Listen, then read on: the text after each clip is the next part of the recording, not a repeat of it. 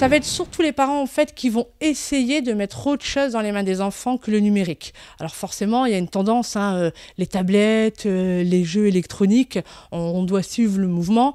Mais arrivé à un moment, les parents, aujourd'hui, ce qui est bien, c'est qu'ils se rendent compte que les enfants sont énormément dessus. Donc ils cherchent le petit truc qui font que l'enfant va lâcher. Et ça permet aussi, selon l'activité manuelle qu'ils vont avoir, c'est que le parent va aider l'enfant. Donc c'est quand même un moment que l'enfant va passer avec son parent. Et le parent, ça lui permet de se poser un petit moment et de souffler aussi. Au mois d'octobre, c'est plus du repérage. C'est commencer à regarder un peu ce que moi je fais en boutique, ce qui peut changer comme cadeau de Noël pour les enfants. Donc là, c'est beaucoup de visites de clients. Alors encore certains qui découvraient la boutique. Donc sur octobre, on est sur du repérage beaucoup. C'est la saison qui commence. On est le 2 novembre et j'ai déjà eu mes premiers clients ce matin pour Noël qui ont déjà commencé leur achat.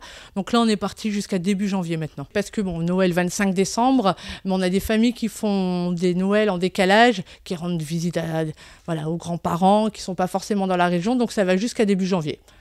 L'année dernière, c'est ce qu'on avait vécu.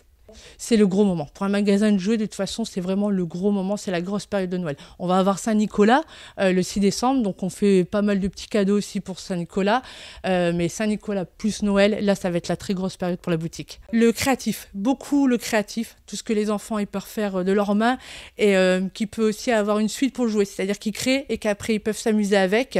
Et les jeux de logique. On a une gamme de jeux de logique qui fonctionne très bien et pour les plus petits, ça va être du jeu de société. Là, ça passe super bien. Ici, on n'a pas du tout de jeux électroniques.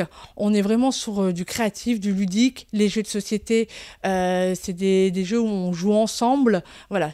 Donc, du coup, ce que vous allez trouver dans cette boutique, c'est ce que vous ne retrouverez pas en grande surface. Quand on rentre dans cette boutique, c'est que voilà, on est prêt à recevoir du conseil, à avoir de l'échange. C'est l'avantage de la boutique de proximité, c'est qu'on a le temps de regarder et d'échanger avec quelqu'un.